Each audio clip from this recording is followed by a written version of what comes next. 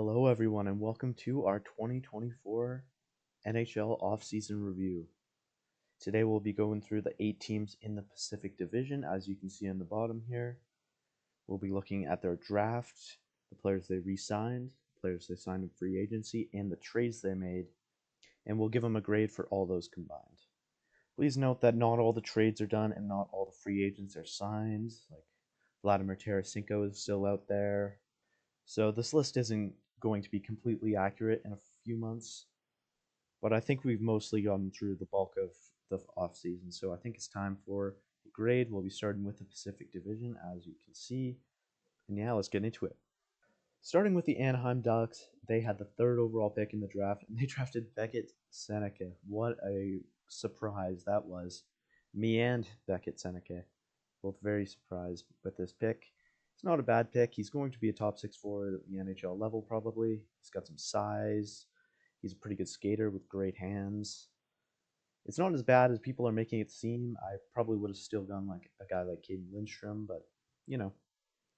Solberg was really good value at 23. I like the Pedersen, Massey, and Terran Smith picks. The rest of the picks are really just okay.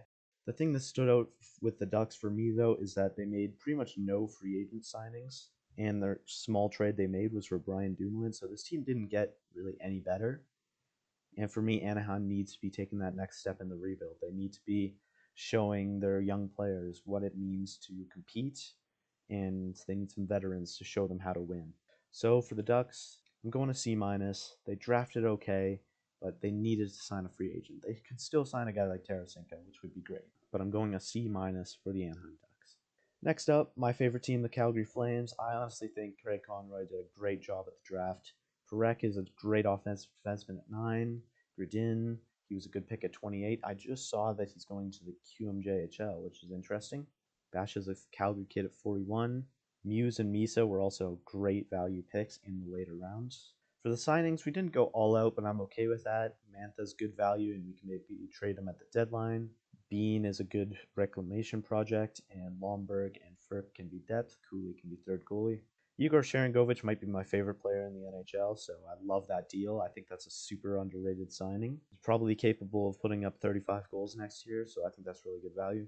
And I would like the trades we made. Mangiapane for a second is good value for a guy I honestly thought we would have to pay to get rid of. And Markstrom, although I would have loved the 10th overall pick, unrealistic to be honest. So this was a great offseason by Craig Conroy. I'm giving it an A minus. The only thing that would have made it better, signing a bigger free agent to like a 1-year deal, like a Steven Stamkos to like a 1-year $10 million.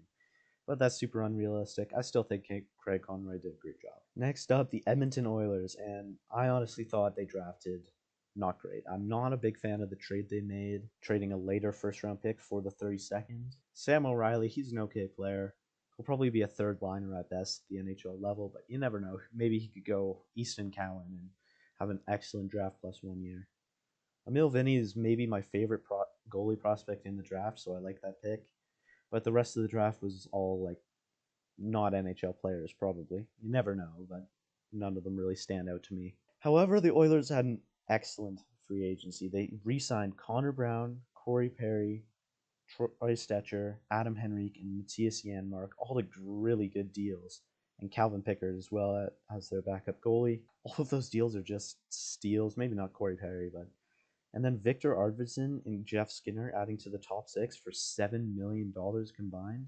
Oh man, what a great free agency by the Edmonton Oilers. Their draft could have been a lot better, so that's why they get a B. Honestly, Jeff Jackson did as good as he could in free agency, in my opinion, in a very tough situation. They still need to figure out Dylan Holloway and Philip Broberg, but I think they will have to trade out Evander Kane, someone like that. But I really like this offseason from the Edmonton Oilers. The Los Angeles Kings. On the draft, they pick up Liam Greentree at 26. That's really good value, and a potential starting goalie in Carter George. Only made 4 picks, though. For the signings, I don't mind the Warren Fogle deal. I think that's pretty good for a guy who could maybe play in their middle 6.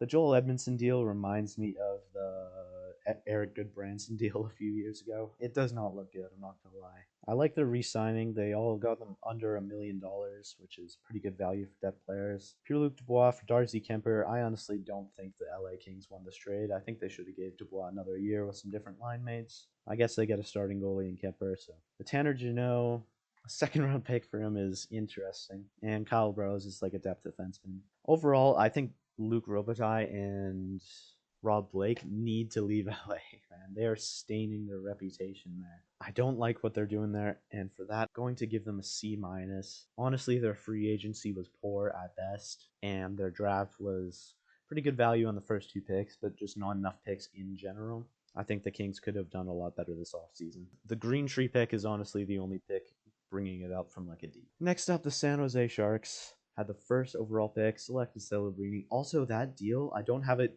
listed here in the trades, but moving up to 11th overall was just such a brilliant move in hindsight.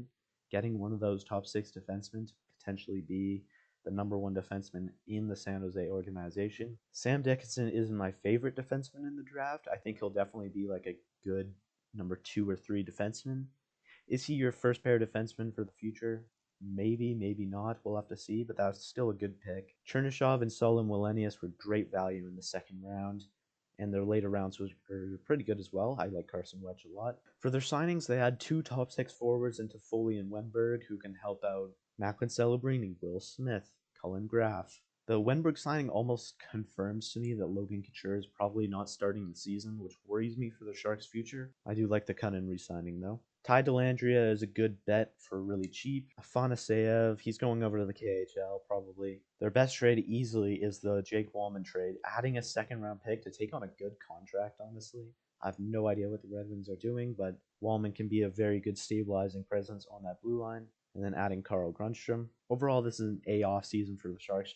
They just knocked it out of the park, honestly. Great signings, great drafts. They just did everything well. The Seattle Kraken, at the 8th overall pick, they didn't go with a defenseman like I thought. They selected Berkeley Cadden, which is also a pick I really like. He was in my top 5, honestly. He's so good on the rush. Maitinen is a good pick at 40th. Kim Saarinen is one of my favorite goalies in the draft. I like Clark Caswell in the 5th round as well. Seattle Kraken were a surprise player in free agency. They picked up 2 massive players in Brandon Montour and Chandler Stevenson. Montour is now probably their second best defenseman behind Vince Dunn. I like the deal there. I think people are overhating on this deal. 7.14 is honestly not bad for a top pair defenseman. However, the Stevenson deal is getting hate, and I honestly agree with it. 6.25 for a second line center at best. Honestly, he'd probably be the best fitted to like a middle 6 on a cup contender, in my opinion. 7 years is also brutal for a guy who's entering his 30s. And other than that, they just traded away Brian Dumoulin. So Seattle had a pretty good draft, an interesting free agency. I'm going to give them a C plus just because of that Berkeley Cadden pick. And I really like the Montour deal, honestly. I think he brings a great electric presence to that Seattle Kraken blue line. He can be a star there, and the offensive defenseman that they need, honestly. Next draft, they have to go for defensemen. I don't know if they make the playoffs this season. We'll have to see. But a pretty good offseason from Ron Francis. Next up, the Vancouver Canucks. They only had 5 picks in the draft and none above the 3rd round. I like the Fernstrom pick, and Romani's really good value in the 6th round for a guy who I believe led the OHL in goals. Signings, I was very surprised they gave Jake DeBrusk 7 years. It's a good dollar value for him, I think. The deal looks a little too close to the Louis Eriksson deal for me. I like their depth signings in Sherwood, Heinen, and Forbert.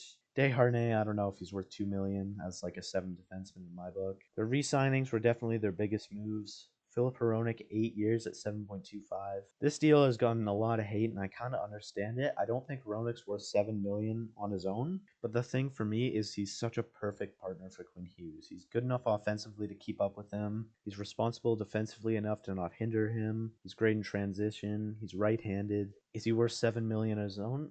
No, of course not.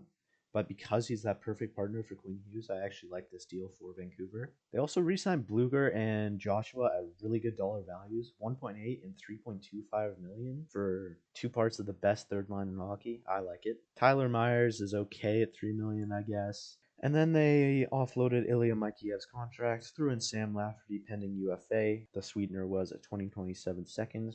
They also got a 2027 fourth back. I honestly really like this for Vancouver. Mikheyev was kind of hindering the team, and they honestly gave up less than Jake Wallman, who's on a good deal. So I don't know. I like this offseason from Patrick Elvin. I'm going to give it a C. This would probably be a higher grade because I like their signings. It's just their draft was a little bit weak. And finally, the Vegas Golden Knights. They made 4 picks, one in the first round at the Las Vegas Sphere.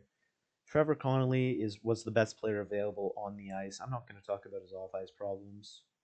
Pavel Moisevic is probably my second favorite goalie from this draft too. He had really good numbers in the KHL. Their signings, they didn't do anything too crazy. Ilya Samsonov can be their backup goalie, contending maybe for a starter. And Victor Olofsson had his best years with Jack Eichel, so I kind of like that bet. Korczak and Foriev were good re-signings. And then they made a few interesting trades. Logan Thompson to Washington for 2/3. I'm not a big fan of this deal because Logan Thompson was, I believe, under $800,000. He was super cheap. However, they made up for it in the Alexander Holtz and Akira Schmid deal. They only had to give up Paul Cotter and a third. Holtz can maybe play in their top 6 this year if they want to use him there, and Schmid can be a good third goalie for them. Overall, I don't hate this. Their draft wasn't anything special, and they didn't really go for anyone. They also lost big pieces in Stevenson, Marchessault, Martinez. However, I don't mind it. They made some pretty smart moves, so I'm going to give it a C+. Thank you for watching, everyone. Let me know in the comments if you disagree on any of these grades. Also, tell me which one division you want to see next, and I'll see you in the next video.